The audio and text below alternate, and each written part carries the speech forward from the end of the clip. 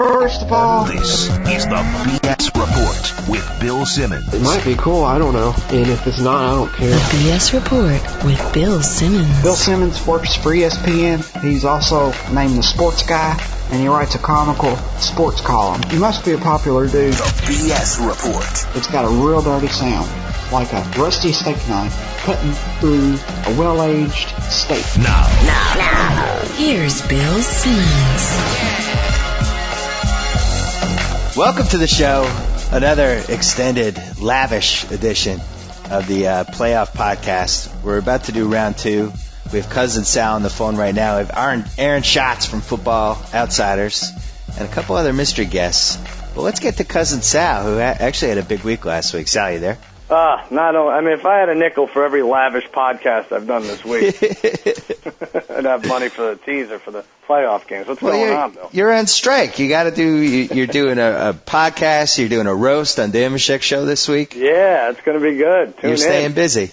Me and Jeffrey Ross, yeah. Yeah, I'm gonna link to that in my column this week. You're going head to head with the king of the roast masters, Jeffrey Ross, and I have to be honest, I have you as a minus 180 favorite. Really? Wow. Well, you know his whole act, and he's only capable of doing his act, and I think you're going to be able to jump on his jokes and stuff, and that will discombobulate him. All right. I hope so. Discombobulate him a little like the Giants' pass rush discombobulated Jeff Garcia last week. Yeah, I guess so. That's people have set the Giants as a favorite to win the Super Bowl all of a sudden. I know. Now, I actually have this in my playoff manifesto. Sometimes a team can look a little too good in round one, and people get a little too excited about them and maybe overrate them and think they're better than they are. And then round two rolls around and they go back to earth. Do you see that happening with the Giants? Yeah, I do. And not only that, I didn't think they looked that good. Could it be like that? This once you neutralize Galloway, that Tampa Bay offense really didn't have anything, and right. That's how it seemed to me. And if you look at the numbers, Manning had 185 yards passing, and Burris had 38 yards receiving. So I don't know. It didn't jump out at me too much, really. They did run the ball. It's possible that neither team is that good and that Tampa was just worse. But I was surprised by a couple of things. I was surprised that Tampa didn't blitz Manning really as much. I just thought they would just send everybody after him and do that whole thing. And I don't really think they did that. And then I was surprised that they never did shotgun with Garcia. Not to get too technical, but isn't that what to do? Like, why wouldn't they have emulated what Brady did with the Patriots the week before? Yeah, I don't know. Isn't that the game plan? You would think Tampa Bay settled into this game. I think Gruden figured out he'd be playing the Giants in like week 12. And right. You'd think he'd have like 7 weeks of footage to watch. Yeah, you do pressure Manning, who's a scatterbrain quarterback at times. And yeah, you're right. Garcia should drop back in the shotgun to avoid the Giants' rush. But I would just think you watch that Week 17 game with the Pats and see what they did and how they scored in the second half and just imitate it. Yeah. And instead they went the other direction. They went with like this weird ball control Ernest Graham thing. Anyway, I talked to you on Sunday night. You were I'm going to use the word petrified. You were petrified of the Giants, and now you're a good fan, you're a Cowboys fan, you've now talked yourself into the fact that maybe the Giants aren't the underdog team this week that's going to cover, that it's actually going to be somebody else. Make your case. Well, you know how it is, Bill. We listen all week, and it's now what, Wednesday, and I haven't heard one person tell me that they think the Cowboys are going to cover the spread, let alone, and half of those people think they're not going to win the game. So it's like, wait a minute, what are we talking about here? And so how hard it is to beat a team 3 times, but we scored 76 points against them in 2 weeks, and the Giants had won 6 in a row. They were hotter than they are now when we beat them the second time. And I don't know, 12 Pro Bowlers and Tony Romo, I just don't think is going to be a perennial loser every year. And I think we win and win handily. I like the Giants on Sunday, and now I'm leaning toward the Cowboys. But I think it's more because the Giants fans are so annoying. I mean, really, I picked Tampa last week and probably got 600 emails from Giants fans making fun of the pick, ignoring the fact that I went 2-0-1 with my other picks, right. And playing this whole thing that because Eli is 7-1 now 8-1 on the road after last week, playing this whole card that he is that the Giants are great on the road. They're great on the road because they didn't play anybody. That's But right. they played all crap teams on the road, and if you look at his stats, he really only had 2 good games. I mean, did he win the Buffalo game? I don't think so. Did he win the London game? I don't think so. You go down the line, and he probably had 2 good games out of 8. Right, and he's probably somewhere in the middle. Like, the Giants fans want to hang him after some of these games. And it's like, all right, give him a little break, And but he's not the second coming of Joe Montana either after last week. So Right. Well, they do make an interesting case that maybe the way he is mentally, maybe he's better off playing in the road because he doesn't have the pressure of the Giants fans turning on him. That's interesting. I could see that. That's interesting. Are you worried at all about the Romo Simpson photos?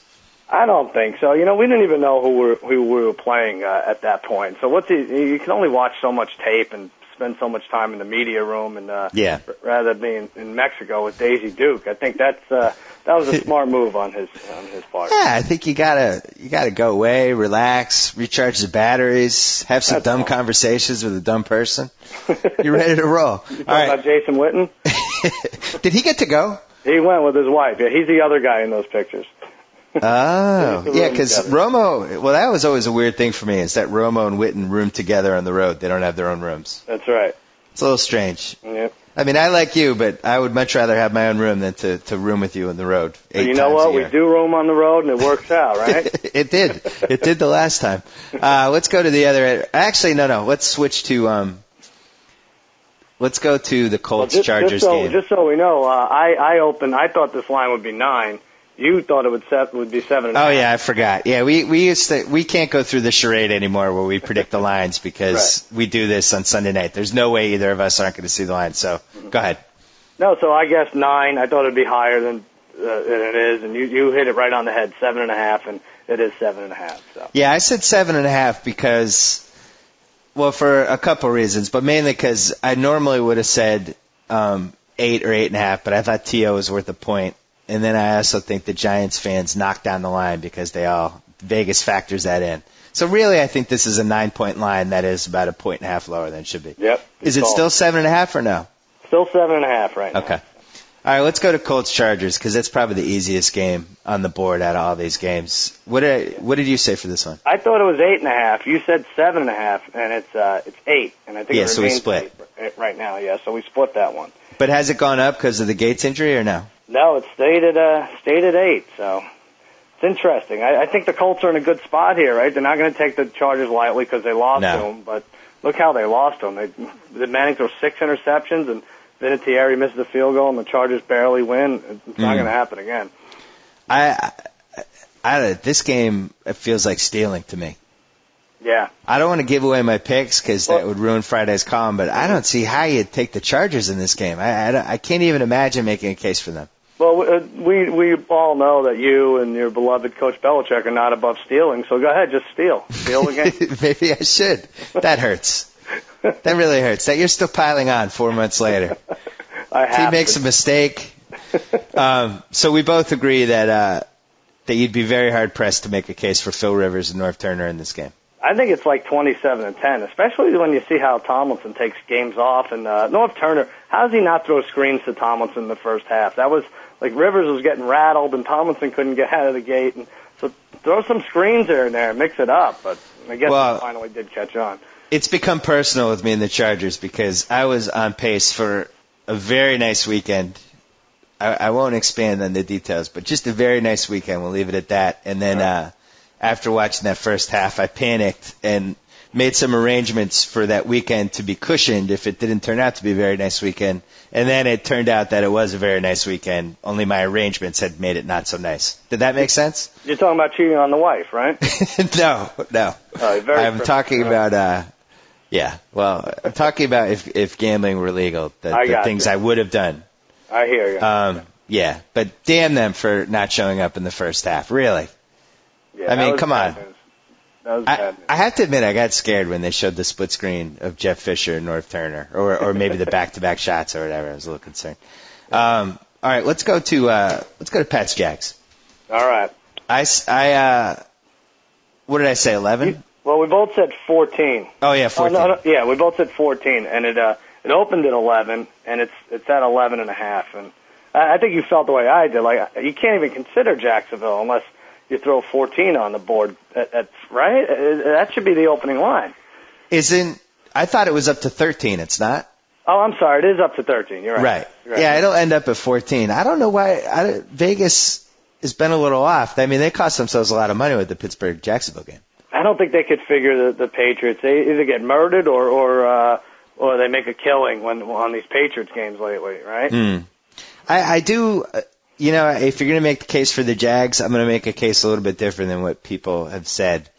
I do think the Pats crowds have kind of been lousy at home. Well, I'm saying that with a hushed voice because it's like, it's almost the Pats fans get mad, but I don't know how much of a home field advantage we've had.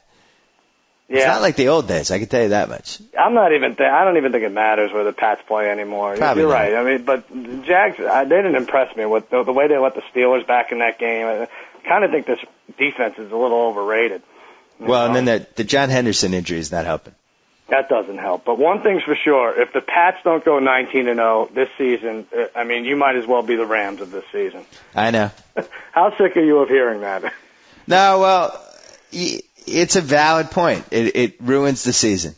It really does. And then every time somebody talks about, if somebody has a chance to go undefeated, like, well, the Pats went 60-0, but remember, they lost the Super Bowl or they lost the AFC title game. So it would just ruin it. It would be terrible. But they keep upping the ante. Of course, Super Bowl is the goal. But if Teddy Bruschi doesn't tear Peyton Manning's right ACL, then this season is not even the left. If the left ACL, forget it. Kraft should sell the team. But if Brady doesn't impregnate Jessica Simpson during halftime of the Super Bowl, this season is for naught. This is nothing. Well, might as well have gone 2-14. I am a little surprised that people aren't more convinced that the Pats are going to win. It seems people are more interested in making cases for teams that could beat them other than just saying, hey, this team just went 60-0 and killed basically everybody. Yeah. They're probably going to win the Super Bowl. I mean, 31-7 this week, I think. Somewhere around there. All right, last game. Packers-Seahawks, which we vehemently disagree on as a matchup, but I said, what did I say, Packers by 8? Well, we both said 8.5, and it's 8, and Okay. I think it's remained at 8. So I won for this week. I've beaten you now 2 playoff weeks in a row. You beat me 2 playoff weeks in a row. So But we really do disagree on this one because, so you're gonna say the Packers. I don't know if you want to give it away before your column, but well, I'm leaning toward the Packers. I might, it's Wednesday. We're taping this Wednesday morning, and I do the column late Thursday night. Right now, I'm leaning toward the Packers. There's no question. I just don't see all 4, and of course it could be my team, the Cowboys, going down, but I don't see all 4 favorites advancing, and that would be Seahawks play like tough defense like the Bears did, and the Bears beat the Packers twice. I may be reaching a little, but they got the playoff experience and momentum, and I like the Seahawks with the points. Well, what do you think about the fact that everybody in the country will have the Colts and the Seahawks in a tease this week?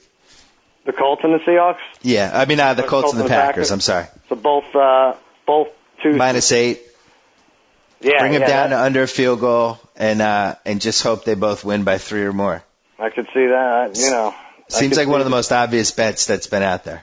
Vegas, sneaking some mononucleosis into Brett Favre's painkillers, and then all of a sudden you don't cover a 2-team teaser. Were you that impressed with Seattle last week? Because I was not. I wasn't. I'm just basing it on their defense. I know Hasselbeck looked erratic and Alexander, and they're both underachieving, but the defense is tough, and to talk about not having a home field advantage anymore. I mean, Lambeau is nothing with these guys. I mean, Greg Jennings at home, who Ryan Grant, who has benefited off this home field advantage over the years. This is a young team, and they've made the playoffs. This is the first time for a lot of these guys. Well, I remember the first bet you and I ever got killed on together, I think, was I'm going to say January 2003. Yeah, January 2003 when Michael Vick went into Lambeau and just worked them by himself. And going into that game, everybody was, that Lambeau, Brett Favre, Michael Vick on the road, come on. And it was like a butt whipping. That was a Saturday night game, and we needed that game to close out many wages. Back then it was legal. So, that was too bad how that worked out. But, I don't trust Matt Hasselbeck, and I certainly don't trust Sean Alexander. And I keep going back to those two things. I didn't think Hasselbeck looked good even remotely last weekend, except for a little bit in the fourth quarter. But I just thought he was really erratic. And Alexander looks terrible. You might be right. I was thinking more of a payback thing, too. What was it, 2 or 3 years ago that the Packers beat them in overtime at home? Right. Which you had the Seahawks, I believe, right? Well, I did, but I think this I think this Packers team is better than people realize just because of that Ryan Grant. Mm-hmm. I really think he's, just the way we conceive of good running backs now has been totally turned around. Like, that Bradshaw in the Giants is a good running back. I don't know where he came from. I don't even know what his first name is, but that guy killed the killed the Bucs last week. 7th round pick this year, and he went crazy. Right? Yeah, and this Ryan Grant I really thought was good for the Packers, and it's almost like you don't need a name running back anymore. Hey, keep this in mind, though, real quick, and I said this to you yesterday, the Seahawks now play for Sean Taylor. That transfer's over. Oh, yeah, that's right. All that momentum goes over to Seattle. I forgot that. Yeah, it gets passed like a legacy key almost. Exactly. 21. Look to the heavens. Yeah, I was going to put this in a column, but I'll say it now. I wish my friends liked me as much as the Redskins like Sean Taylor. I was thinking about that. Like, I actually felt guilty about my own life watching those games and seeing, like, they still talk to him. Clint Portis still has him in his cell phone. He accidentally calls him. I feel like if I passed away, after 3 weeks, I'm just forgotten. Everybody just says, I know. Well, I think you could make that happen. I mean, you need better street cred like the late, great Sean Taylor had. It can't all be about Pilates and sushi. Yeah. I don't eat sushi. I really resent that comment. I have no comment on the Pilates part of that. Pilates you're not going to defend. I'm not going to defend Pilates. Let's call the mysterious Brad. Oh, yeah. Who is coming off a shaky round one. Almost as shaky as Ben Roethlisberger. But we'll see what he has in store for us for round two. He's a diehard Giants fan and an Eli Manning supporter. We'll see where his head is at. Brad gets to see each play 3 seconds before everyone else because, the snap will start off and everyone's watching the screen. Then he'll, all of a sudden, the screen will shrink to everybody else because he moves directly in front of it and jumps up and down in either dismay or pleasure. Yeah, it is one of his trademarks. Joe, our producer, can we call him? Let's see if he answers this. Hello? Who's this? Brad. Yes. How you feeling? I feel well. How are you? I'm good. I'm here with your friend Sal. Oh, good times. Where you guys at? We were trying to head this week. What's going on? We were trying to decide who had a shakier round one, you or Ben Roethlisberger. Me. I didn't bring it up. Listen, I would just first of all like to thank the writers for putting an end to these award shows because it seems like a wave is starting where every 2 or 3 days this movie Juno was going to win Best Comedy, and then these 5 repulsive people were going to go on TV, thank everybody, and go tell everybody to go see their little movie, and it made me sick, and I'm glad it's over. So you did not like Juno? Best comedy? I don't know. I mean, maybe I'm from the old school, but when it says best comedy, I'm used to laughing more than once. Right? I mean, I don't know. I know she was 12 and pregnant, and that's cute, but I never laughed. Well, you just gave away the whole movie to hundreds of people who might want to see it. Yeah, it seems like the crowd is going to see that thing. Brad, walk us through your emotions after a decisive Giants win. Hold on, not all of them. Not all of them. Just most of them. Most of the emotions. The game. It was an interesting day. The day started with Huey Lewis and me in the kitchen, and him looking at me and asking me if I had a microwave, and he had something for me. That's how it started. It was a little odd. His house for football, to watch football. There was nobody else in the room. We had never met, and I had no idea what he had for me and why it would need to go in the microwave. But I played along, and it was a tamale. Okay. That's good. That was a good start. I feigned interest in the tamale. I actually tried to eat some of it. It was awful. It was awful. 7-0. 7-0 was ugly. 3 and out was ugly. And then it was just the Eli Manning we all come to know and love. 3 straight years in the playoffs and clutch. 185 yards, 1 touchdown. Huge. Every one of them big yards too. Throwing frozen ropes. I do worry about that, like that middle screen the Giants had going. A lot of stuff was over the middle, and they'll eat the Cowboys up with that if that happens. But Eli wasn't the problem in the first 2 games, right? You gave up a ton of points against the Cowboys. Yeah, he didn't do so well against the. Oh, you're talking about the first 2 games against the Cowboys? Yeah. Yeah, no, he threw the ball pretty well. I don't know, he's really good on the road. I mean, he chokes in New York. This is 7 road wins for that team. 8. Yeah. It's They beat Austin P twice. They beat, who else did they beat? Yeah, you beat some crappy teams in that 8. You got to factor that in, though, Brad. All right, that was cute. I believe, you play a team 3 times. The third time, and there is a chance they could win. I don't believe they will. But you play the team 3 times. You're good on the road. Jacobs is a big guy. I think there's a chance. What's the number? 7.5. 7.5. Oof. It seems like they would win by more than that. Wow. All right. Good. You think you're pinning your hopes on Jacobs being a big guy. I think we are going to win by more than that. Well, what do you mean? He is big. I win. Big guys all over the place. Hey, Brad, how do you feel about our friend Damashek calling Ben Roethlisberger 7 and continuing to do so after his terrible performance in round 1? I think you become numb to it after, you know the guy 8 years or whatever, you know him. You get used to the nonsense in this little world he lives in. And now he has, now that he's sharing it with other people, that God knows how that happened, on the radio, he's coming under a little more scrutiny from people who haven't been numb to his ridiculousness. Well, it's like if you're fresh to it, it's complete nonsense. Well, I think you should start calling Eli Manning 10. What do you think of that?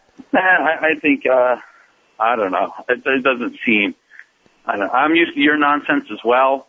Yeah. But it's just not along the same lines. Like, I'm just used to you making up things. He has a different way of looking at things that are true. You know what I mean? Wait a second. Let me tell you something, Bill. Let me tell you something. I don't know if Brad, fiction. I don't know if Brad wants me to bring this up, but probably not. He was commenting how you think you know everything, but you don't, and how you guys are exactly opposite because people don't think he knows anything, and he knows everything.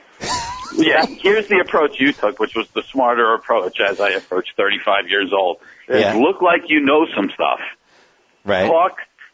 Well, you actually talk a lot for a guy. But look like you know some stuff. Maybe go to college, and then not really do things that get you arrested. And people think you know more than you do. Right. You run out there, you get arrested, maybe you fall down, maybe you get arrested 4 more times. People assume you don't know anything. And that's when you become sneaky. Right. That was the wrong approach. I mean, I don't know if I got another 35 years in me to reverse it. No way. Well, how do you explain our friend Jimmy then? Because he acts like a know-it-all and he's been successful. Well, he's a very smart man. I don't know if you just, it's a bad idea for you to be comparing yourself to that gentleman. You know what I mean? Last question. You said Huey Lewis was there. Yes. Were any of the members of Asia at Jimmy's house? And was anybody from Mr. Jackson Mister Brown there? showed up at halftime of the Charger game. That was a little surprising, but Interesting. No. Interesting. It was another great day. It was a fantastic weekend. I don't know if that had how much you not being there was a part of it or if it was a coincidence, but I had a great weekend. A lot of good friends, a lot of good stuff. I'm glad you enjoyed it. And I appreciate you giving me a call here. And I gotta go back to work. All right, Brad. All right, good luck with the Giants. You take good care. All right, take care. Bye. What a character. The 2007 Character of the Year. In rare form. Our friend Brad. All right, Sal. So. All right, Bill. So you're going to give us your picks one more time. I'm going Seattle, and then all 3 favorites other than that. Okay. Well, let me just say this real quick. I know we don't have time. I probably should have saved this, but I may have screwed up. I booked a plane ticket in a hotel for the NFC Championship game. Oh, no. I had to do it because we're not zillionaires, If you wait a week, if you wait till Sunday, it's $700 round trip, and I got it for $225 this week. So I know I jinxed it. So. Well, why don't you tell the story about what happened the last time you did that? Last time I did that, the Mets should have handled the Cardinals easily, and they did not. I thought we were going to play Detroit, and I had to eat three game tickets and plane tickets as well. You know, that story was so depressing that your dog started barking in the background. That's how traumatic that was. Don't do it. It'll be bad for me. Well, I think you've jinxed the Cowboys, but let's hope you didn't. Sal, as always, a pleasure. All right, buddy. Thanks. Talk to you later. See you this weekend. All right, Aaron Schatz, FootballOutsiders.com. Aaron, are you there? Yes, I am here. How did you do in round one? I forget. Blew it on the Giants, didn't I? You blew it. That's right. That's right. But what you did I say? That was the least likely upset of the four. Whoops. Yep. Well, you did mention that the Giants' defensive line matched up really well with the Tampa offensive line. I remember that point. Yes, great. I mean, great defensive line, and the Tampa offensive line is really young. Part of it though was, Garcia being mobile was supposed to be able to get away from the pass rush. That didn't really work that way. Yeah, I'm fine with the word mobile, but I know it doesn't apply to Jeff Garcia anymore after watching that game. It did against some other defensive lines earlier in the year. I saw him with some pretty sweet scrambles in other games, but not this time. Did you like their game plan? Because I did not. The Tampa game plan? Yes. Kind of went away from the run, didn't they? I felt like why not just emulate the Pats? Why not just put them in the shotgun and throw and do little quick outs? What's interesting is that Tampa never used the shotgun before this year. They had not had a single snap in shotgun the last 3 years. Oh, well, maybe that's why they didn't use it. It's something the West Coast offense guys, the Bill Walsh acolyte guys, don't like the shotgun. Seattle this year was the shotgun less than any other team. Mm-hmm. But Gruden decided in the offseason that he was going to use it some because the fact is the shotgun does, it's more successful than being under center. There's a whole article about it in the Tampa Bay chapter of Pro Football Prospectus 2007. But what's weird is Tampa was one of the few teams that was actually worse from shotgun than under center this year. Maybe Even that though they explains made this it. whole big deal about adding shotgun because it was going to improve things and Garcia felt comfortable in it, and they used it about NFL average, they were actually worse in shotgun than they were under center. I wish I had delved into this Giants game more because the offensive line defensive thing, that was interesting. The fact that they stink in the shotgun, that played in. The fact that the Giants were actually better on the road than they were at home, which I didn't fully realize when I was making my picks. Yeah, I think the Tampa Bay game plan did not include Eli Manning being, good. Right. Although they didn't blitz him, though. No, and I actually wrote on our site, if you were unhappy about the Patriots not blitzing Eli, Bill Simmons is going to be really unhappy now because the fact is no team in the NFL blitzes less than Tampa. Well, that's not true. Indianapolis, which, they run the same defense, and those are the two teams that blitz less than any other team in the league. They want to pass rush straight from that front four. Right. The Giants' offensive line, even with Rugemer at center instead of O'Hara, was able to stop those front four guys. And so Eli had all day, and he took what they gave him, and he didn't force the ball deep to Plaxico, and he's had two really good games. Again, this is all information I wish I had really thought through last Wednesday. Well, we're stuck with this whole problem now with the Giants because, it's like how long is momentum? I mean, most of our studies have shown that 2 games is not really enough to show you that the previous 8 or 9 games are no longer valid. Right. And the Giants were sliding in the second half of the year like they do every year until halftime of the Buffalo game in Week 16 when the defense suddenly started playing really well, and then Eli started playing really well against the Patriots. But they still were really bad the rest of November and December. So you're asking yourself, how is this turnaround really going to stick? And then at the same time, Dallas was terrible in their last 4 games compared to how good they were in the first 12. You just made my head hurt.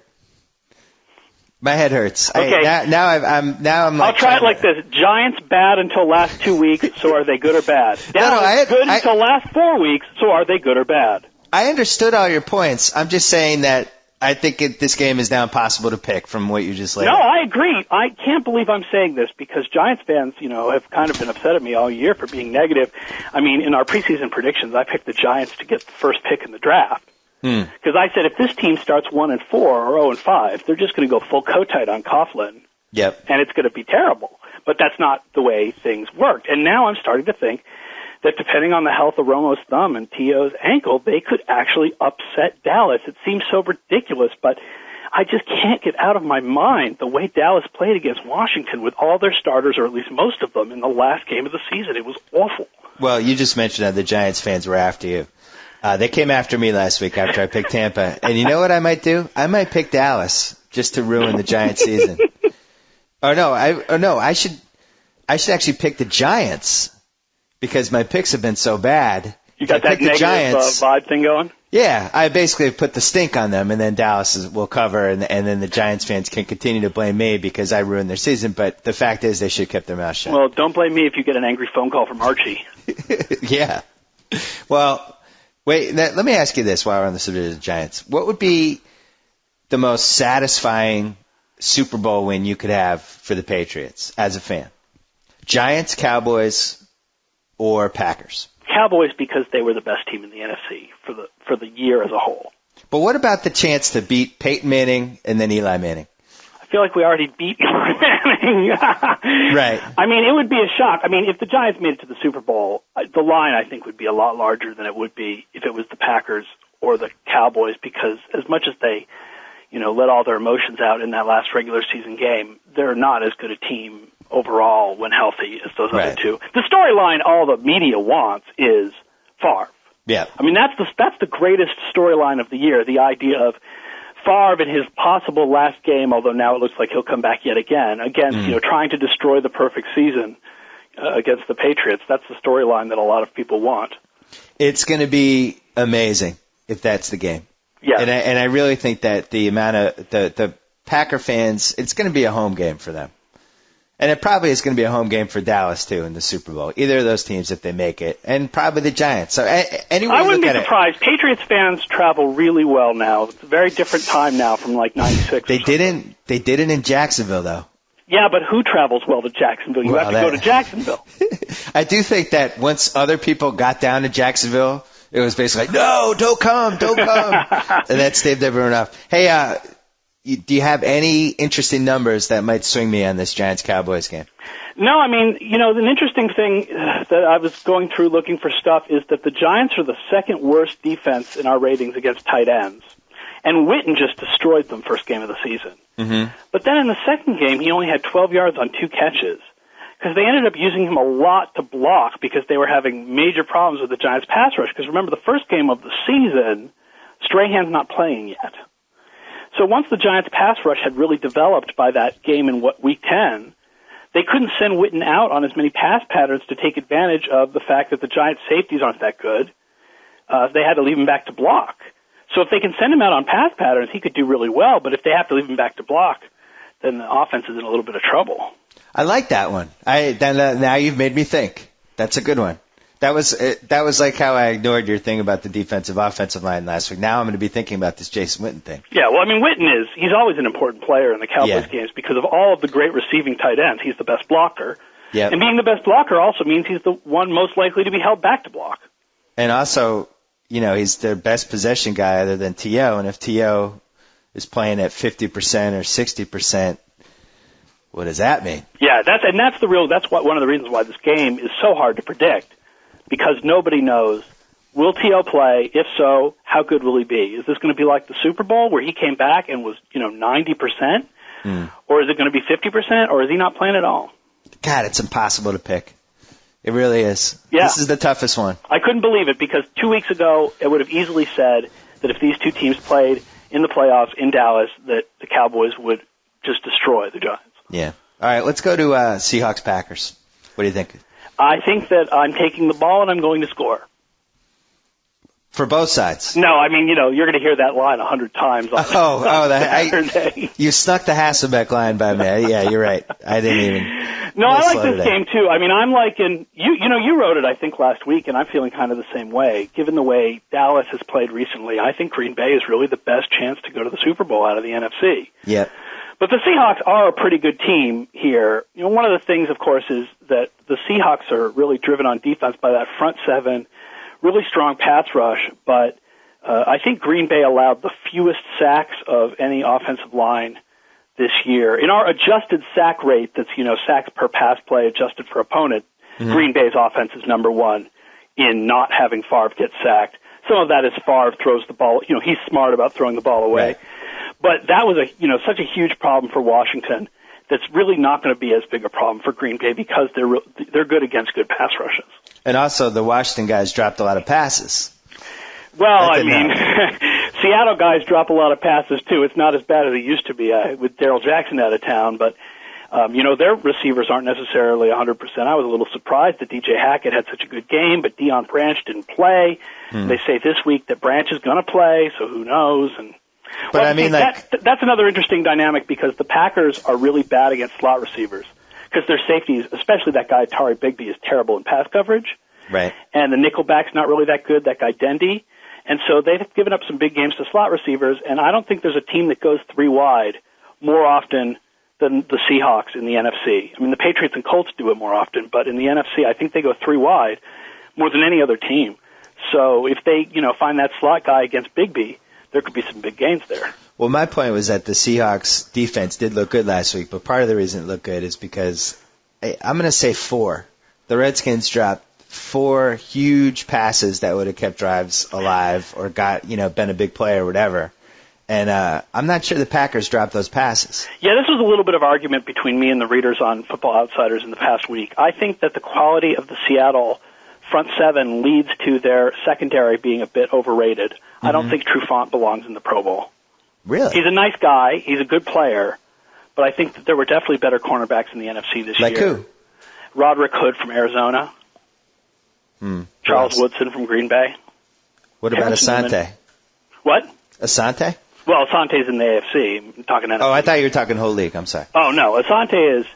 I doubt there's anybody who would disagree with the idea that Asante Samuel is the second best cornerback in football at this point. Or the idea that the Patriots will absolutely let him go and just draft a cornerback to replace him instead of pay $8 million. We'll have to see. I do say that I have a jersey for that guy from Kansas in my shopping cart at NFL Shop, just waiting for me to hit the button after they draft him. Right.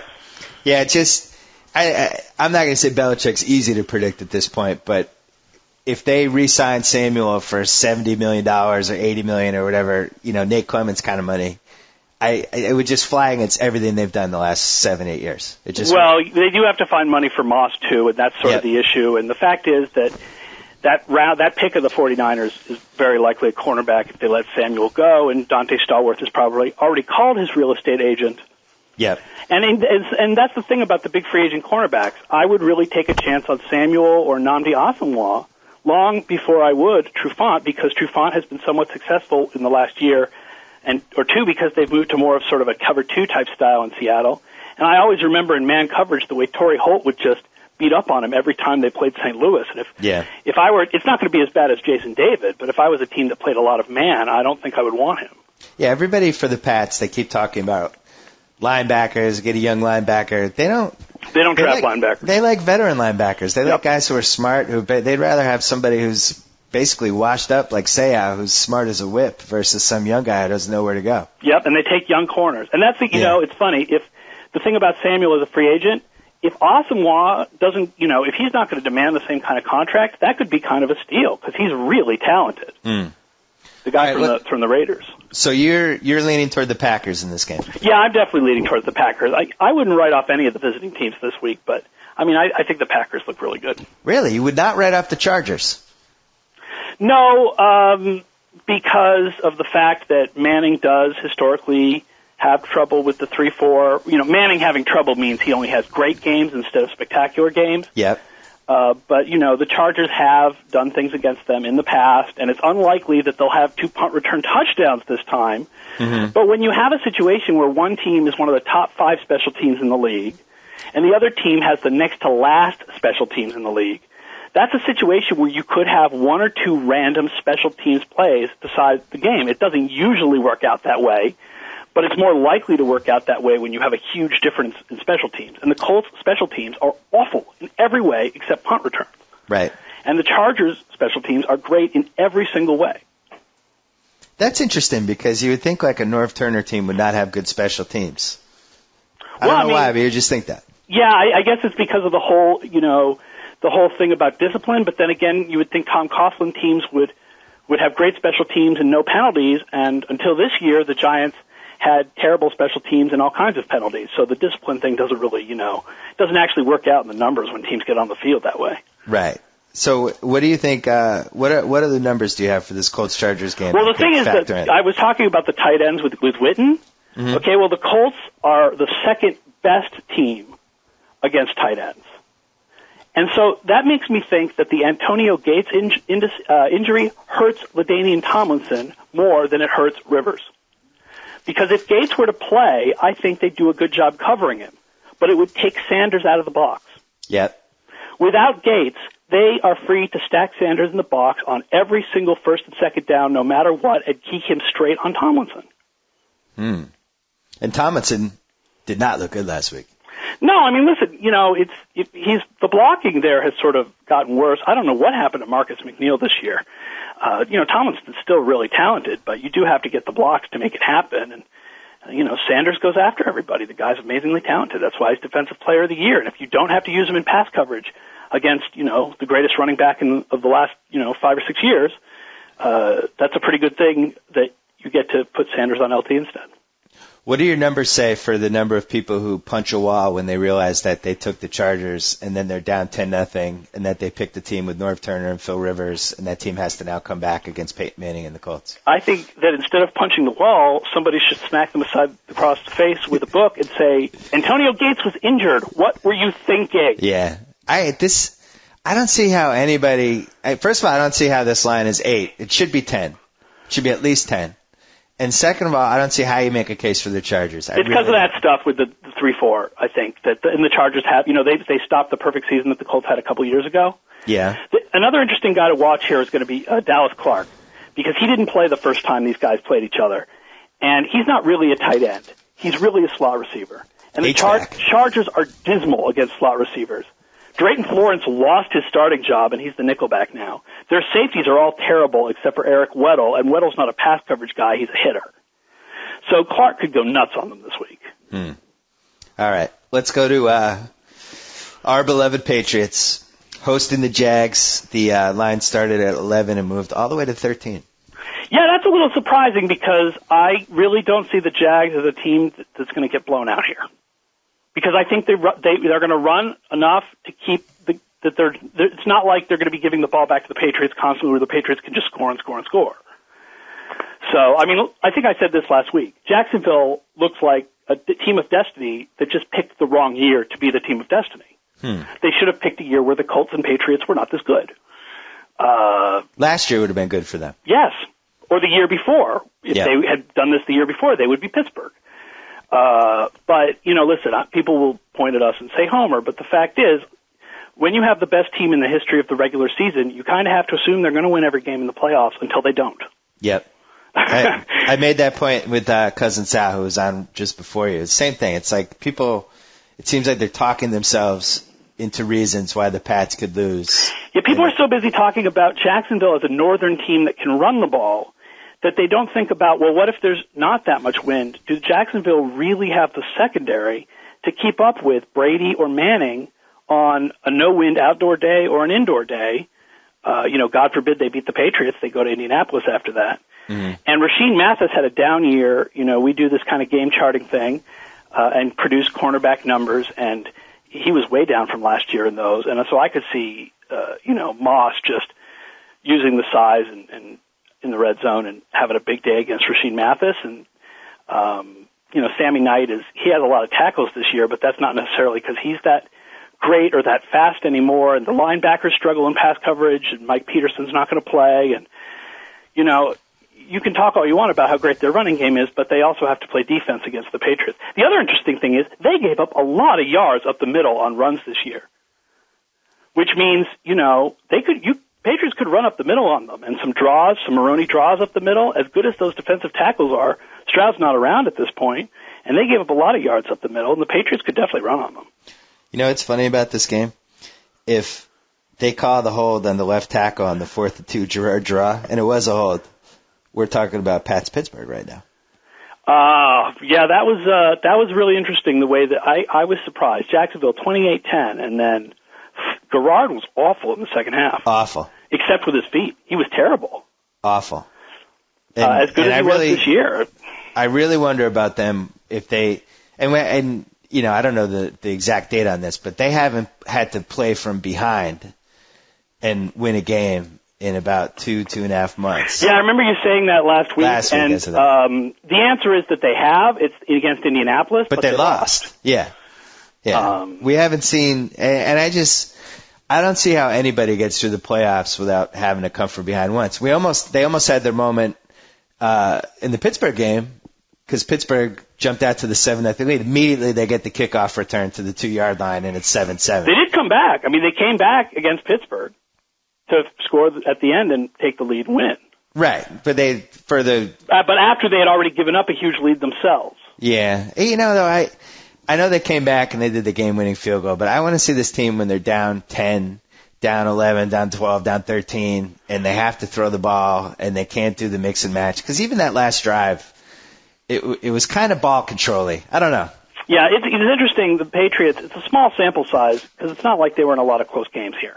But they had the worst defense in the league in third quarter of close games that were within a touchdown, and the best defense in the league in the fourth quarter of close games. All those games where players were just running on them willy-nilly in the first three quarters, those guys all got shut down in the fourth. McGahee shut down. Yeah. Adai shut down in the fourth quarter. So, I mean, you can't take anything away from Fred Taylor and Maurice Jones-Drew and the Jacksonville offensive line. But if that sucker's close, the Patriots have a small lead, and they're still trying to run because, if you only have to score one touchdown, you don't necessarily have to do nothing but pass. The Patriots defense has shown that it can lock down in the fourth quarter. Yeah. Well, I would love to see a Colts-Patriots game. I just think that would be can't miss. I get so sick of the hype, because when you run a website with comments, the Colts-Patriots rivalry seriously makes normally intelligent people go completely bonkers. I mean, insane, say the dumbest thing, attack each other constantly in dramatically irrational ways. And it's such a good rivalry, but at the same time, I think it really brings out the worst in the fans of both teams. Yeah. And so, I love the rivalry, and I certainly wouldn't want my team to lose. But, there's a part of me that's rooting for a San Diego win, not because I have anything against Indianapolis, but just because I don't want to have to go through another week of hype. Although if San Diego wins, we're going through another week of, we danced in the middle of the field, the Patriots, if you're not cheating, you're not trying. And then we'll bring up, Phillip Rivers pointing at the Denver Broncos, and maybe the Chargers aren't such nice people after all. And, oh, my God, any of these are going to be awful. There's too much, personality weirdness going on in the AFC. Well, don't you also think that because we live in an age now where people are just digesting sports constantly, that anything that has more than a sequel and then a sequel to the sequel, then people just get tired. Like the Colts and Pats have played, I think, 4 playoff games in the past, 5 years? Something like that. Yeah, 4 in the last 6 Except for 2005 was the one year they didn't. Yeah, and I think people are just... Yeah, much like the Red Sox and Yankees, to be perfectly honest. Yeah. I will say this about the Chargers. The Chargers have all kinds of fighting with the Patriots. Yeah. Suddenly they have all kinds of fighting with Denver. Yeah. And then they spent the whole week having verbal fighting with Tennessee. Maybe the problem is not that the Patriots, Broncos, and Titans are mean people. Yeah. Maybe the problem is that the Chargers can't get along with other teams. Well, either way we win, because if the Chargers come to Foxborough... Oh, yeah, that I would... Yeah. That would be great, and really one of the most enjoyable 3 hours I'm ever going to spend in my whole life. But I seriously do think if that line is 13, I think Jacksonville covers. They're a really, really good team. So you think 2 favorites, Jacksonville, and you're ambivalent on the Giants-Cowboys? I'm really ambivalent on the Giants-Cowboys at this point, and I can't believe I'm saying that. And I think the Patriots will win, but Jacksonville will cover.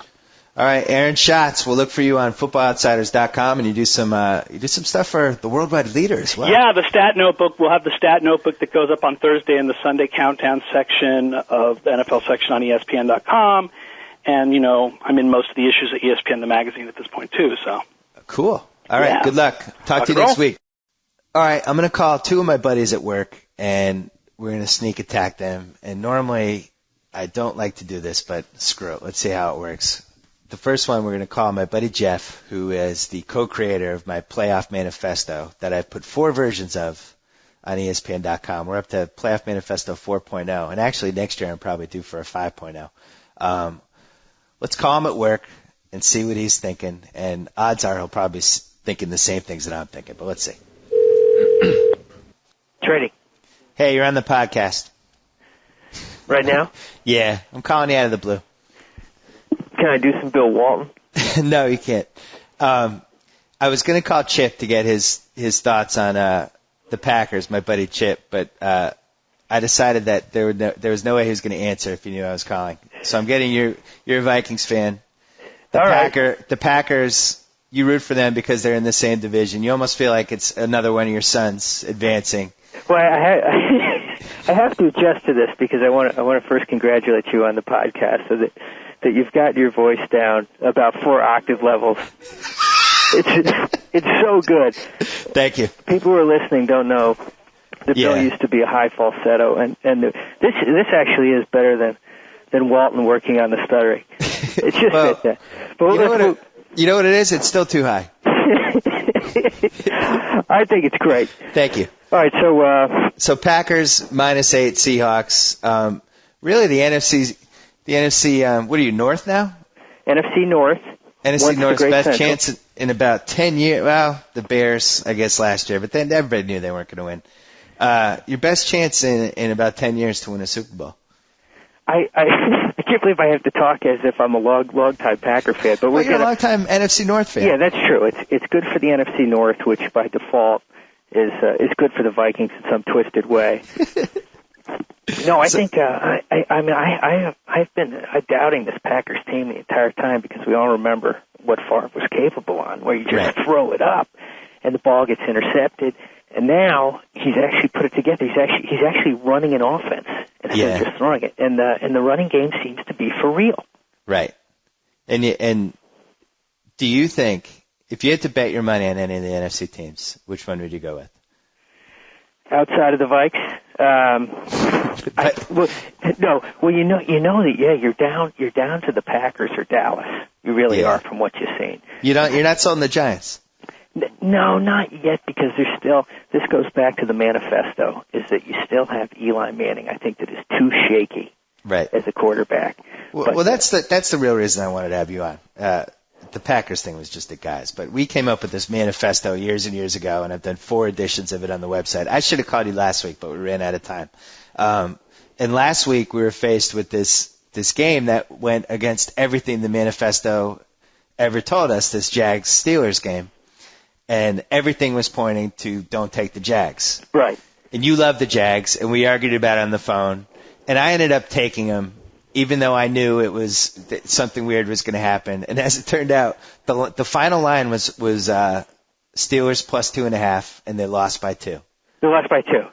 Maybe one of the greatest moments of the manifesto's history. It really was. And so it kind of proves that somehow you can still adapt. It's a living, breathing document. Much like the Constitution. When we were gambling in the mid-'90s, there's a guy that I won't say his last name. We always called him by his last name. His first name was John. And we used to call it the John pick. He would take these games every week that were so bizarre, such bizarre picks that we just couldn't figure out, and they would win. Right, and he would do that little on the cards. And yet, as you went on, you realized, how amateurs gamble. And what they do is they look for the obvious pick.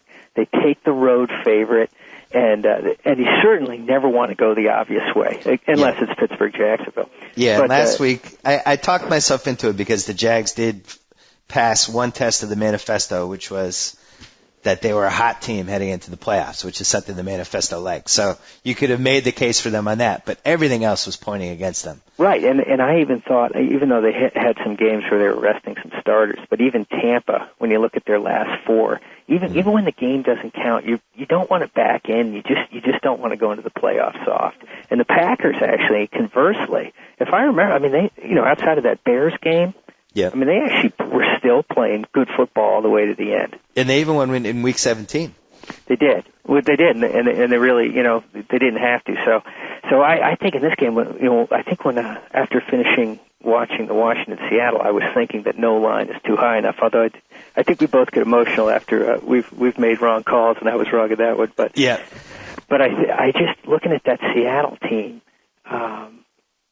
their offense, I just don't trust them. I know that defensively they look good, but offensively, I just don't know how they're going to compete with what the Packers are going to put up. So we wavered on the manifesto a little bit because 2005 and 2006, so many weird things happened. You're feeling better about the manifesto heading into these 2008 playoffs round 2. That's the thing. I think you need to know when to trust it and when not to. But I think this year, what was he? When did we? There was a year. Was it the Baltimore year where it almost worked? Was it perfect? Was it flawless? I think I went like 10-1 or something, and I remember unfortunately your Vikings weren't involved, but the Vikings-Giants game, everything in the manifesto pointed to the Giants. And even though you wanted the Vikings to win and it hurt, you knew that deep down you were screwed. Right. And then in the Super Bowl, the same thing with Baltimore over the Giants. Yes. So I'm just trying to think if last year was the exception that proves the rule. And it really no, because it was Rex Grossman in a big game. Oh, that's true. The other thing was last year was a little weird because the NFC, there was really no dominant teams. I feel like we're back to what the NFL used to be. We have the 4 dominant teams. We have the teams that are good at home and not so good on the road. We have the teams that are going to get sunk by a bad coach or a bad quarterback. So for whatever reason, the world has been righted.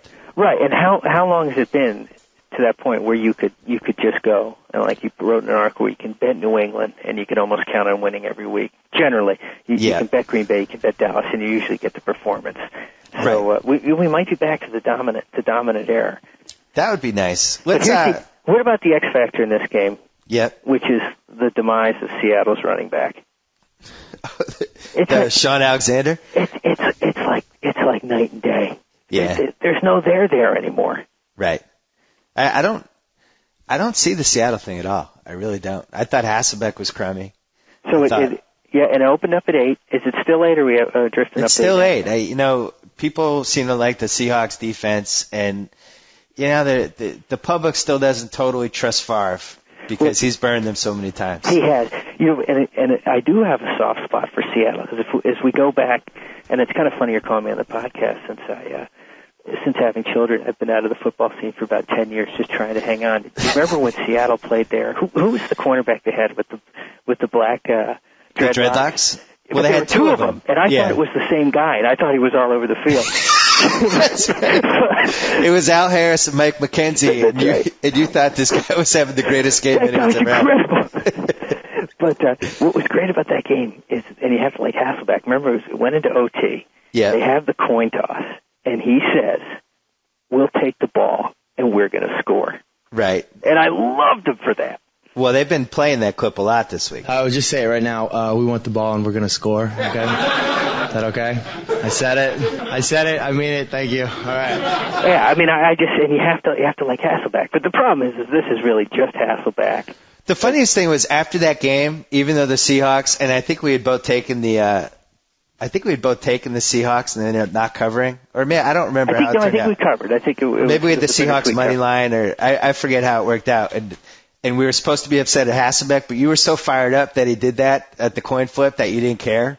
I know. There's something about it that was so good. I mean, it was brash. It's as good as it gets. And if you take still the top quarterbacks in the league, I mean, he's certainly there now. Do you look down on him a little bit that he's Elizabeth Hasselbeck's brother-in-law, or no? Well, actually, I it's a don't. plus for you. You were down on him forever, but didn't you when he first came in? You didn't think he could play, did you? Well, you can't listen to me with anybody from BC. I know. I'm just going to be biased against any BC product, except for Jared Dudley, who I like. Who you do like? And the Bobcats, I mean. Anyway. No, I think he's all right, and I'm always going to root for a guy who's balding. I mean, I just it's in my wheelhouse. You went 4-0 last week. I did. Didn't you go 4-0 in our? No, I had the Washington. Oh, yeah, you had the Redskins loss, so you went 3-1. And you're still alive in our picks league. You're still alive in our picks league. What are your picks this week? All right. What are the chances that my opponent's listening? 0. 0. Okay. Well, don't you have home field advantage? I might, so it doesn't matter. So if he duplicates me, he'll lose. All right. So in this case, we open up. We like Green Bay. Okay. Next up, we have who's our AFC matchup? Colts Chargers. I really like the Colts here. No one's talking about them. I like it too. You know, the sad thing is we basically always like the same games. Yes. Yeah. There's not much difference, and we always lose the same games too. Yeah. The Colts are rested. San Diego. Yeah. We all know that this not even worth talking about. Right. We're just going to say North, Norv, and that's all you need to know. We move on to Sunday. Pats Chargers. Oh no, Pats Chargers Saturday. Pats Jags is Saturday night. But how can you not love the Pats here? What's seems the like it should be scenario a good that they don't just run it up? Philip Rivers against the blitz. David Garrard. You just screwed up the quarterbacks. Pats Jags. Oh, Pats Jags. Excuse me. Yeah. David Garrard. David Garrard. Let me just throw him. David Garrard against the blitz. No, I didn't. You're at work, so you're allowed to screw up. Yeah. I like that. And then the toughest game of the week. What's scary is they got a lot of favorites here. Toughest game is the Giants-Cowboys. We usually think that one dog will show up, and that's where I'm leaning there. Well, this leads to my final question, and a pivotal reason why I wanted to have you on. Everybody agrees that the three favorites are going to cover, and the Giants will be the underdog that covers, and that seems to be the consensus across the country. Oh, then I'm not adding any value here. No, you're confirming what I think it's valuable to confirm that these are the trends. Yeah, but you really, on one hand, you don't really want to be in the trend, bandwagon, but I don't see you falling any other way. Well, really I think what do you think of a four favorite sweep? What do you think the odds of that are? Is that possible? I was honestly thinking about taking the four favorites and trying to go 3-1. Just doing that. Yeah, and you figure somewhere along the way you'll have the upset. I think the most dangerous thing though too is you know why they call them teasers, and you have a lot of the games that look like they set up well for that. And it's true. Somewhere along the way, something strange will happen, and probably blow some people out. Yeah, and that's something we added to the manifesto. The same day tease. There's two games, and it looks like you could just easily throw the two favorites in a tease. You don't want to do that. And no one knows how it happens. You just can't foresee these things. But I don't know, maybe this week it all comes together. That's the one thing we've learned in 15 years of gambling is there are forces that are higher than whatever we're thinking and whatever the players are doing. Things happen, and it's haphazard, and it doesn't make sense. But it just happens. Yeah, also known as the gambling gods. You don't want to anger the gambling gods. It certainly is a higher power. You don't. All right, the co-creator of the Gambling Manifesto, my buddy Jeff, thanks for coming on. Sorry we bothered you at work. Thanks, Bill. Talk to you later. Talk to you later. All right, the Patriots are playing this weekend, coming off the 16-0 regular season. Chance to make history these last three games. I wanted to call my buddy J-Bug, who's been a season ticket holder since 1995, and get his thoughts on not only the game, but the mood in Boston and whether or not the Patriots fans and this home crowd is making enough of an impact at these games. So let's give him a ring. Hey, Bug. What's going on, man? You're on the podcast. I'm sneak attacking you at work. Oh, dude, come on. Now we're doing it. You just said dude for a national audience. I'm doing my football podcast, and I wanted to get the feel in the New England area, and since you live in the great state of Massachusetts, I thought you could help us out. Well, the feel for me is spanking. I mean, for me, it's a no-brainer. It's easy money. Easy money even at minus 13. Easy money at minus 13. Don't you see 28-3 or 35-10? I would love that. Nothing would make me happier. I mean, would it surprise you if it was 17-13? I'd be floored. I do worry about. I was thinking about the game we played against them in '96. I know it's nobody's left on either team, but that game and the game we played against Tennessee, that was freezing cold when Vinatieri made the field goal. It was like kicking a block of concrete. But I do wonder if it's going to be one of those ugly games that we do just enough to win. It's going to be 46 degrees. No, I'm just saying, I wonder if it's going to be one of those ugly games at home where the crowd's not really into it. No, that's my fear. No. I'm with you. I'm taking the Pats. I'm just, that would be my fear. Possibly the Indy game. Would play out that way. Yeah, that one's a little bit scary for me. So you're not afraid of David Garrard? Not one bit. I mean, we're on a podcast right now, so I really can't get into it, but not one bit. Okay. No, so what time is the game this weekend? The game's at 8 o'clock, Bill. 8 o'clock East Coast time. You show up. You have your tailgating crew. What time do you get there? Well, here's what they've been doing. we get there and we wait in line for what we've been pulling off into like this little red roof in area because we get there too early, and New England doesn't let anyone in the stadium. Until when? So 4 hours before game time. Oh. So we'll be waiting in line there, and they'll make us wait and wait and wait on Route 1. And we'll get there, right at 4 o'clock. Right when they let us in, we're there. Now, why would they do that? Why wouldn't they let you just be there all day? I don't know. It's a bad job by the Crafts. I think they're family. It's definitely a different crowd than it was 10 years ago even. I think they're just afraid of rowdiness and craziness. Are you saying different, like more white collar or more rowdier? Well, you still have the guys, the plumbers and electricians that are willing to pay $100 a ticket, but they have the stadium's just awful. It's awful. I mean, it's the most beautiful stadium. It's great. The crowd is awful. It's bad. You can yell and it's terrible. Well, talk about how the fans that are in the top section. Wow, in the old days, those were fans that could make noise. Yeah, they can't be heard. They're too far away. They can't be heard. So it's become a thing of the haves and the have-nots. The haves are down in the lower bowl. Yes, they even taunt you. Actually, the haves taunt you as they drive by because they have their own access road. Really? The haves have a little special way in and out of the stadium so that you don't have to wait for 2.5 hours on Route 1 to get home. Getting back to Jacksonville now you referenced 96, and I think it was 96. Was it 96 that we played Jacksonville? Yeah, it was January 97. I was dating the great one at the time. You're absolutely right. I think they beat Denver, didn't they? Yeah. Well, I'll tell you, I was at that game. We watched that game together. We watched Jacksonville-Denver. Remember that? We were rooting for Jacksonville. Yes. It was a great moment. Yes, we did. And I was actually at because we had the odd home and we had the away and home. Mm-hmm. So the AFC Championship game was at home that year. Yes. That's right. Now, why don't you go back to 2005, 2006? Willie McGinnis, who his last day in a Patriots uniform, 4.5 sacks, 28-3. Don't you see that happening again? Isn't that more likely? I hope so. Let's talk about Willie for a second. Willie, your favorite Patriot? Yeah. Your favorite Patriot ever? Oh, I don't know.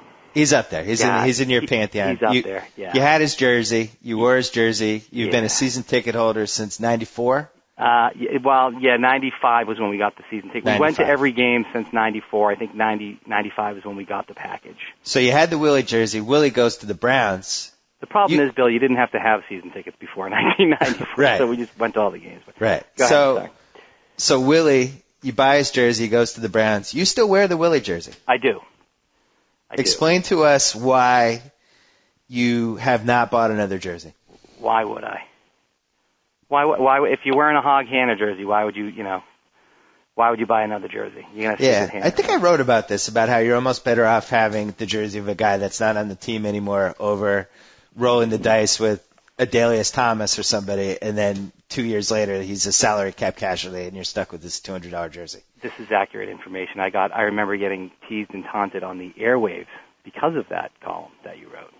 Teased by who? Dennis and Callahan, the local WEEI guys, I think actually read it a la Larry King, your column. And then about jerseys. I remember that. The Aryan Monolith, they went after me. Yes, they did. They really did. They went after me, too, saying, who's this J-Bug with the Jerry Callahan voice. So I actually like those guys, but they will go after me from time to time. Well, they should, right? I mean, otherwise they'd be spineless. Why wouldn't they? You go after people from time to time. They interview Doc Rivers every week, and now that the Celtics are good again, I guess they had him on 2 weeks ago, and they did the whole thing about how I owe him an apology. Why do I have to apologize to Doc Rivers because he was a terrible coach for 3 years, and now he's a good coach? Well, now I mean, we all thought he was a bad coach. It's not like I was wrong. The team lost 18 in a row last year. Well, here's the question. Would you owe him an apology if they didn't have Garnett on this team? No. No, you'd owe him a ticket out of town. Yeah. That's I honestly, I think Doc has done a solid job this year, but, I think Denzel Washington could be coaching this team and would be 25-7. Possibly.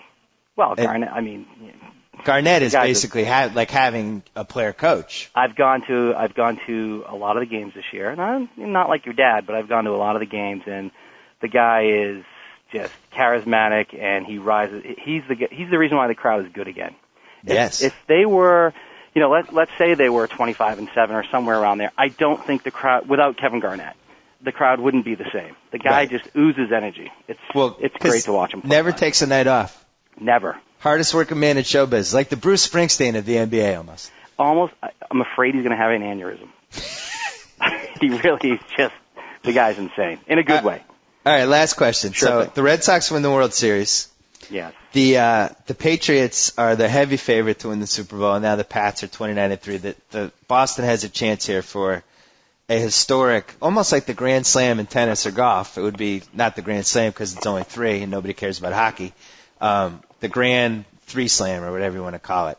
What is the mood like in the Boston area right now in this unexpected renaissance of just greatness and glory? We're a little bit cocky and arrogant. Uh-oh. We're a little bit. Well, you know from the Pats games, it's ho-hum. I think Right. the playoffs are always a little bit different. Now, I sent you an email back in early October. Mm-hmm. If you look up the numbers for Boston sports teams, of course, not including the Bruins, Yep. I think we're somewhere in the 45-3. That is the 3 teams' record. Right, since mid-October? I Yeah. remember that. Yeah, it's like Yeah. 49-3 or something. I mean, that's Yeah. insane. Yeah, That's it's insane. It's nuts. Now, my buddy Murph and I were just having a conversation today. When the Sox won the World Series, it was, I shut off the TV and went to bed. Right. It was just, when the Pats win the Super Bowl, that's not what I'll be doing. Right. And we had a chance to share the Pats' first Super Bowl win, which I wrote about, which happened in New Orleans, which will probably never be topped ever.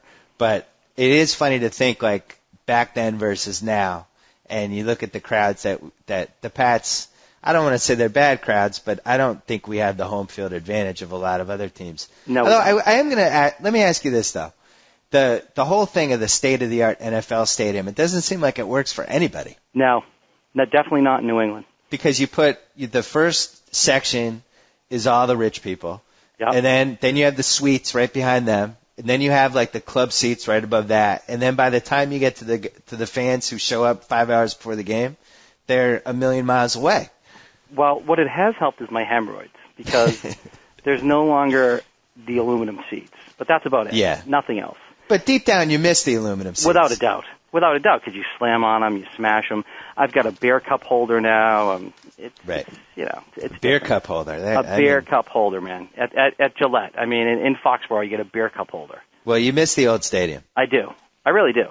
Some great memories there. Some incredible memories. I mean, again, we're on the podcast, but I can't tell the great stories that go there. Right. But there's a bunch of them. And the best game you saw there was the snow game?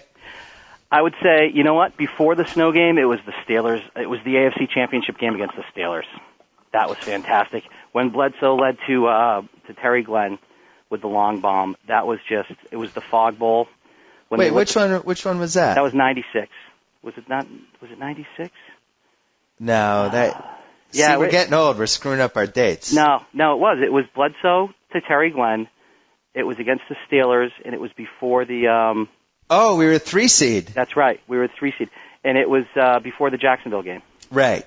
And we were a 2 seed. What were we? No, I think we were the 3 seed. Didn't we go home away home? Yeah, what happened was Denver, when Jacksonville lost to Denver, that assured us of the AFC Championship game. No, I don't think we went home away home. I think we just went home. I think we did too. You know what? That was a... Yeah, I don't remember a lot of the mid-'90s is my problem. Neither do I, but I do remember that. And I know the game, it started off, we shut down the bus. He was awful. Yeah. All we had to listen to all week long was the bus, Yeah. the bus. And we shut him down. I don't want to insult any of your Pittsburgh following. No. Please insult the Pittsburgh following. I implore you to do so. Yeah, we shut him down. We always own the bus. The Patriots have always owned the bus. Yes. Yeah. Yes, we have. He never did anything against us. And then, Bledsoe to Glenn in the fog. It came out of nowhere. It was just he was streaking down the sideline. I think it was Woodson actually. He toasted Woodson down the sideline. It was about a 45, 50-yard pass in the air. You couldn't see the ball, and then out of the fog comes the ball into Terry Glenn's hands, and the place went nuts, and that was that. I'm going to give you an underrated game in the old stadium. Monday night, Miami. We're down 23-19. I think Bledsoe had a broken index finger or something. It's like about 98. It's right around the time we were all realizing that Pete Carroll was just a horrendous NFL coach.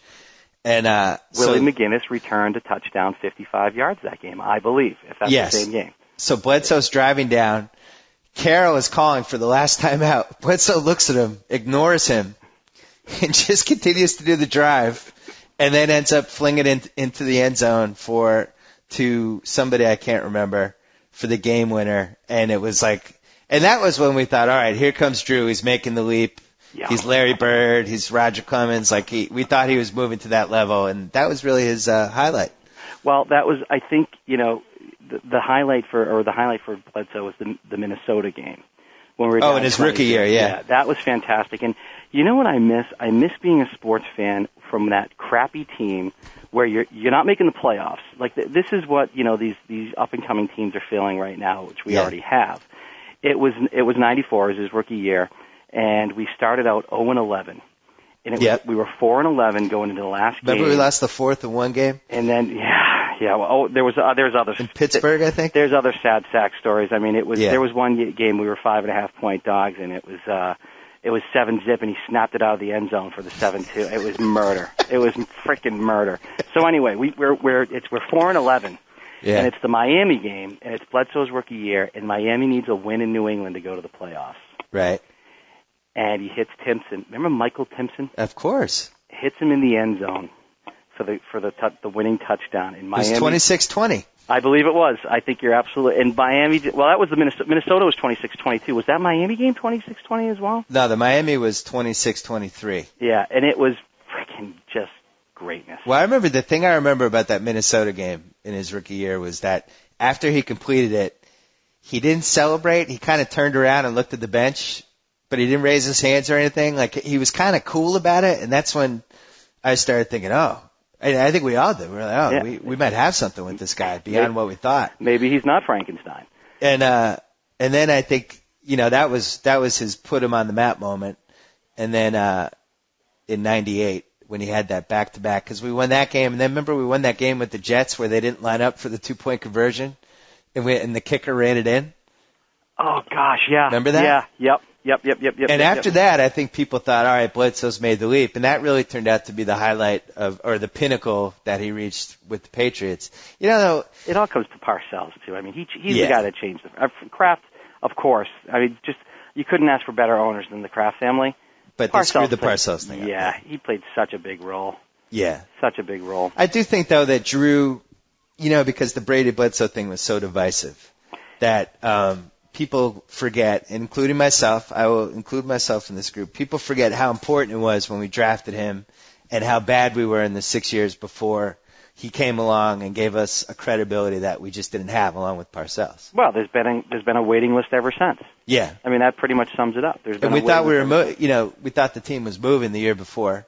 Oh, yeah. Almost seemed like locked in and going to St. Louis. They were going to St. Louis. It was the Gillette, the Norelco guy, Victor Kayan. Was before that. No, he signed it to who? Orthwine? Yeah, Orthwine. Well, Orthwine owned it. You're right. And Victor Kayan was the guy that was going to screw us over. If you remember, that was from '92, I think. And then Kraft came in, saved the day, and the rest is history. Right. 8 Super Bowls later, 10 years from now. Right. And even up to 2000, after we went 5-11 with Belichick, I don't think, neither of us would have imagined. Dicey times. Well, we're just happy that we got Tom Brady here. Here's a name for you, Kevin Turner. Kevin Turner. He caught the Minnesota one. Yeah, you're right. He did. He caught the pass. You're right. Yeah. Gash. We've had some good fullbacks too. Oh man. Yeah. We had Ben Coates. Ben Coates also in his own quiet way put us on the map a little bit. Yeah, he did. He did because that was a guy that it took the first 2 guys couldn't bring him down. Right. Couldn't bring him down. He had that. Remember the catch when I think it was like 4th and 7, and it was right near the end of the game. And Bledsoe, it was 4th and goal from the 7. Bledsoe threw it to him at the 1. He got pushed back by 2 guys, kind of whirled around, and just dragged the 2 guys into the end zone for the touchdown. It probably took 2 years off of his career. Yeah, it did. He was the master as well. When you got down there, he was the master of the corner. And Bledsoe just went to him in the corner every time, and it just seemed to work. It's like Vrabel. It's just, only it was Coates in the corner. It just seemed to work every time. And we said that. We said that even as we were watching the Coates era, which was, this guy is not going to last. No, every time it takes 3 guys to bring him down, this is not going to last very long. I think it's the first time I ever saw someone branded. That was the scariest thing about him. He had that big brand on his arm. Oh, yeah, you're right. Oh, Now yeah. that would be like commonplace. It's common, but then it was like, oh my God, this guy's an animal. This guy's branded. Sometimes I dare myself. I do like dry ice just to see what it would feel like. You know, it's like, no, man, no. Why would you brand yourself? Yeah. Whatever, to each his own. He's a madman. He was great. All right, J-Bug. Hey, that's good stuff, Bill. And that was quite a little surprise. Hey, next time give me a little prep so I might know what I'm talking about. No, this was better. Say hi to all your boys. I will. We look forward to seeing you in the Red Roof Inn parking lot at 3:15 on Saturday. Hey, I'll drink an extra one for you, and as always, I'll give you a call before the game and give you the weather conditions. Not that you would ever valuable do such things that you shouldn't be doing, but one last thing. Yeah. You guys, you tailgate. Yes. One of your friends, Nico. Yes. The master of the tailgate. Yes. The connoisseur. The connoisseur of tailgate. The Emerald Lagasse. Is that what's his name? Emerald Lagasse? The Emerald. We'll just call him the Emerald. My brother Michael, who's 5'8" and weighs 300 pounds, knows them, all of them, but myself, I do not. Yeah. So he prepares just a feast. Yes, he does. Do you enjoy the tailgates or the games more? The tailgates. Yeah, the tailgate's where it's happening, man. It's what it's all about. You go to the tailgate, you hang out with your buddies, you smoke a stogie, you drink a lot of brew. Yeah. You make terrible jokes. Yeah. You do safety wipes before you go into the stadium, and then you're on your way. And that's pretty much what it's all about, right? Well, I look forward to your weather phone call on Saturday. All right, Billy. All right, Buck. Thanks. Later, man. Bye. Take care. So I get to sign off. Whoa! Thank you for downloading the BS Report with Bill Simmons. Too much fun. Check out more podcasts at the iTunes Music Store or at Pod Center at ESPNradio.com. Peace out.